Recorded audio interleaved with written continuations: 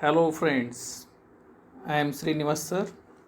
In this video, we are going to study the following points: electrical properties of solids and magnetic properties of solids. The next part of topic solid state, electrical properties of solids.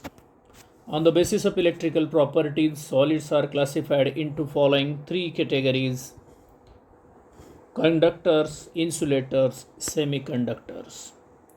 First electrical property, conductors. Solids having electrical conductivities in the range 10 raised to 4 to 10 raised to 7 ohm raised to minus 1 meter raised to minus 1 are called conductors. For example, metals and electrolytes. Electrolytes, for example, sodium chloride. Metals conduct electricity by movement of electron, and electrolytes conduct electricity by movement of ions.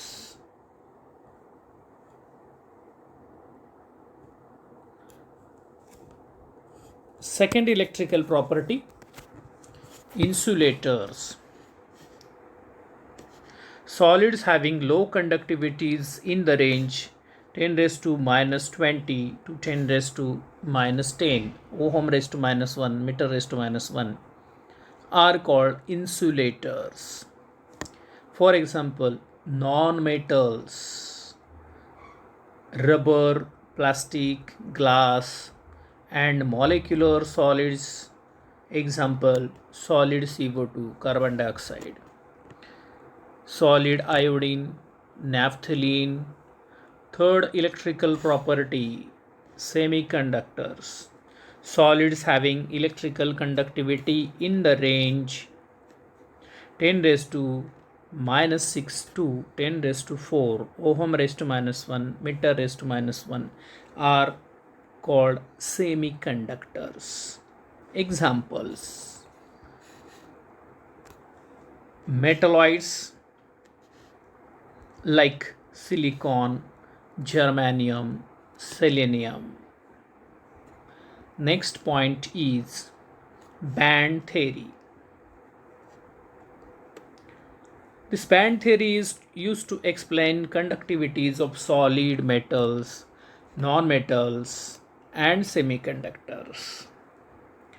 Atomic orbitals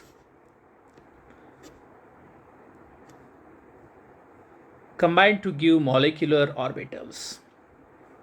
Interaction of energy levels results into formation of bands. There are two types of bands.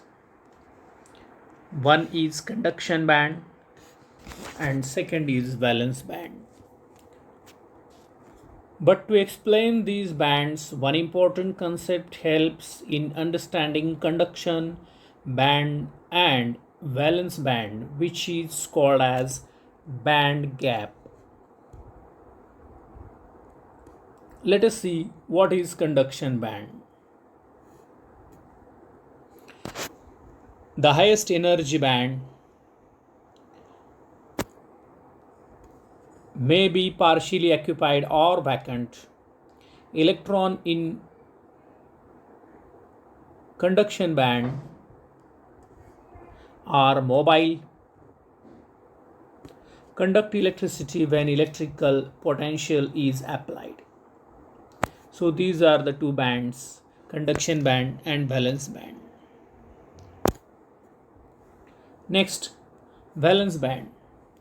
The band having lower energy than conduction band. See the valence band which is at the lower side to the conduction band. Band gap. See the diagram. The gap is shown by orange color. The energy difference between valence band and conduction band is called band gap. If gap is small, conduct electron from valence band to conduction band easily. If band gap is large, unable to promote the electron from valence band to conduction band, and difficult to conduct electron from valence band to conduction band. It's called as forbidden zone. Means this is the orange zone which is called as forbidden zone.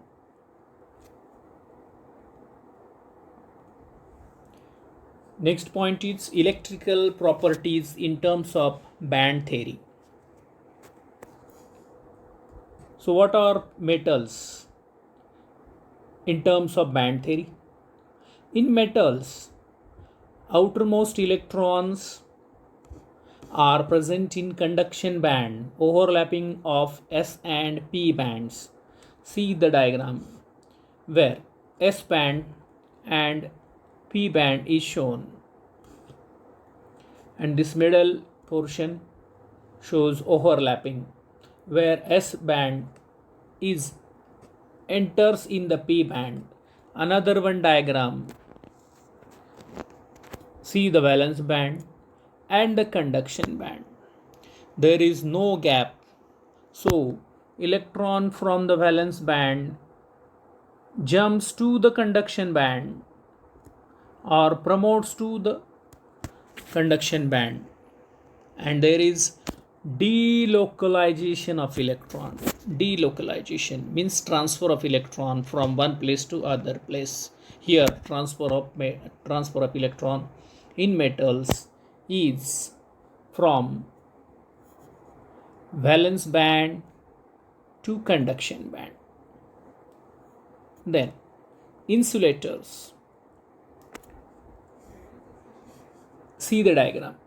In insulators, this forbidden zone is very large. Forbidden zone, large energy gap.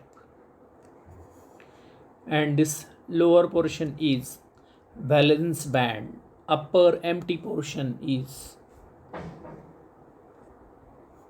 conduction band. Valence band is completely filled. See, this valence band is completely filled. Conduction band is empty. Gap is very large. So no delocalization of electron, means no transfer of electron from this valence band to conduction band. And thermal energy is insufficient to promote electron from valence band to conduction band. Next part, semiconductors. See the diagram. Valence band, and this is conduction band which is empty and small energy gap. Valence band is completely filled and conduction band is empty. Energy gap is small. Above absolute zero, a few electrons jump from the small gap by absorption of thermal energy, and conduction band is partially filled, means it becomes partially filled. When electric field applied to semiconductors, it conducts a small amount of electricity.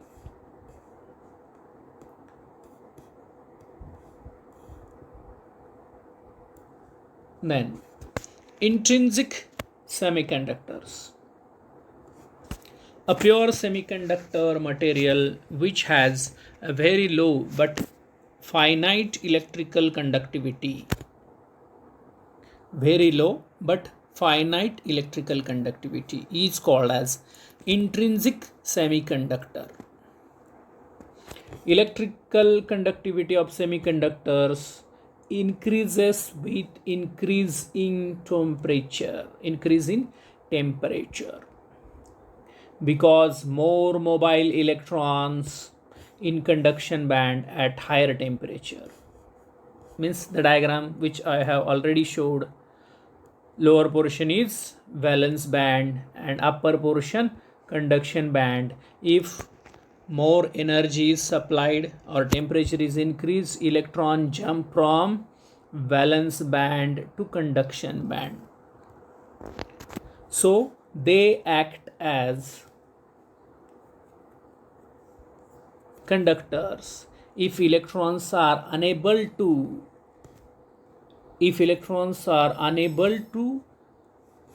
go from valence band to conduction band at less temperature or lower temperature, less number of electrons in the conduction band, so electrons do not move from valence band to conduction band, then they act as insulators.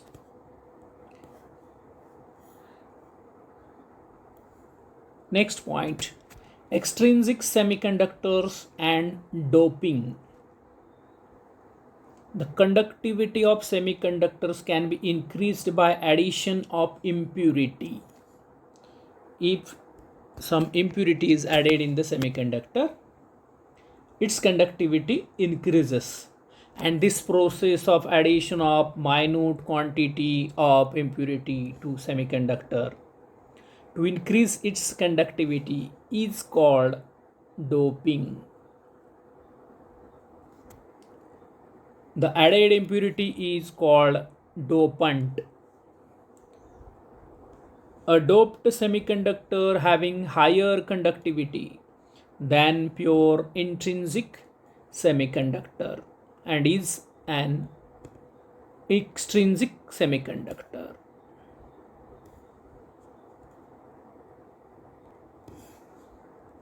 Types of extrinsic semiconductors. There are two types. First is N-type semiconductor. This N-type semiconductor is obtained by adding group number 15 element to intrinsic semiconductor as an impurity, which belongs to group 14. Group 15 elements like phosphorus doped with silicon, and group 14 elements, for example, silicon and germanium. The elements present in the group 15 are phosphorus, arsenic, antimony, bismuth, etc. Means N-type semiconductor is obtained by adding group 15 elements to intrinsic semiconductor which belong to group 14 element. See the diagram in which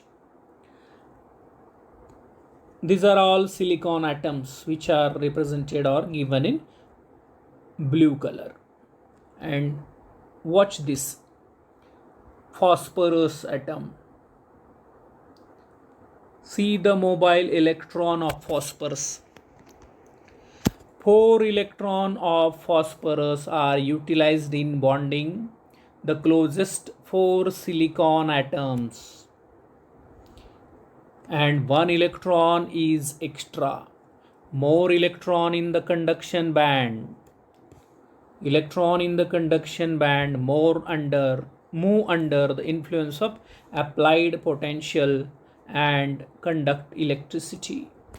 So due to this one extra electron, there is delocalization of electron take place. So electron moves from valence band to conduction band, and conduction band becomes more active. So more electron in the conduction band, that will give rise to the conductivity of electricity of N-type semiconductor. Next type of semiconductor, P-type semiconductor. A P-type semiconductor is produced by doping pure semiconductor material, which is made up of silicon and germanium, with an impurity of group 13 elements, for example, boron, gallium, indium. because the charge carriers are holes which behave like positive charge. What is meant by the charge carriers are holes which behave like positive charge? See the diagram. In this diagram, these are all atoms of silicon which are represented in blue color, and only two electrons of each silicon in the form of pair. And observe this boron atom which contains a single electron, means there is deficiency of one electron in boron when it is doped with silicon, means one electron is required for bonding, one electron is needed for the bonding. So boron atom only contains 3 electrons. It does not have enough electrons to form bonds. The missing 4th electron create an electron vacancy, and this creation of electron vacancy is called hole.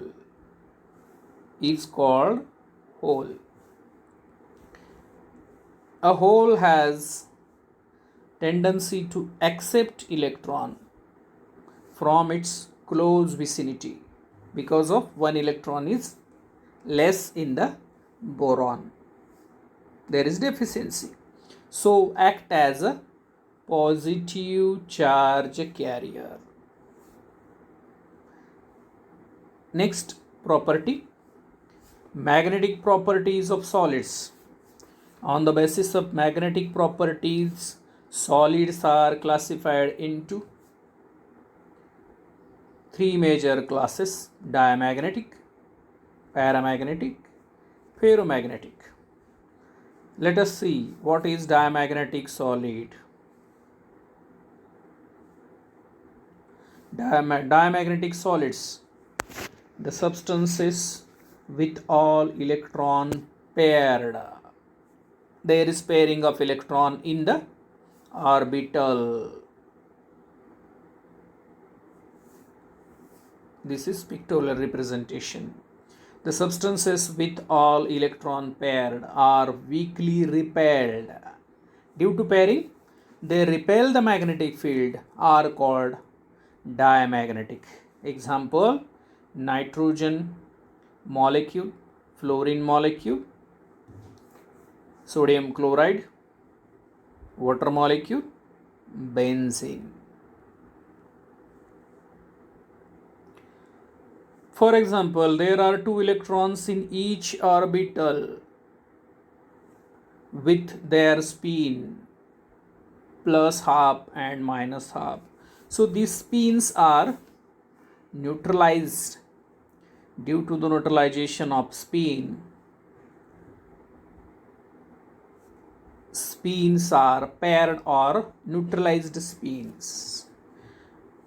These are the 2 pictorial representation in which one electron is in the upward arrow and other is in the downward arrow. So this electron contains opposite spins. So diamagnetic. Next type of magnetic property, paramagnetic solids. The property of substance due to presence of unpaired electrons, due to which substance experiences pull in magnetic field, is called paramagnetism, and substances are called paramagnetic substances. What is important here? Presence of unpaired electrons, presence of free electrons or unpaired electrons. Example, oxygen, copper plus 2 ion, Fe plus 3 ion, chromium plus 3 ion, which are paramagnetic in nature. Next type of magnetic nature or magnetic property? Ferromagnetism. The substances containing large number of unpaired electrons are attracted strongly by magnetic field. Permanently magnetized are said to be ferromagnetic, and the phenomenon is called as ferromagnetism. They retain magnetism even after removal of external magnetic field. If external magnetic field is removed, then they act as a magnet also, or they act as a magnet even though the external magnetic field is removed. For example, iron, cobalt, nickel, gadolinium, and chromium oxide.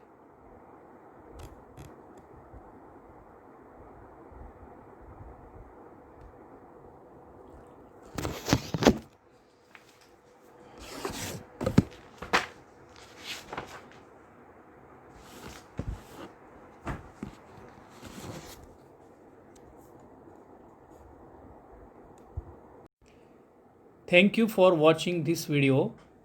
If you liked my teaching, please like, share and subscribe our channel.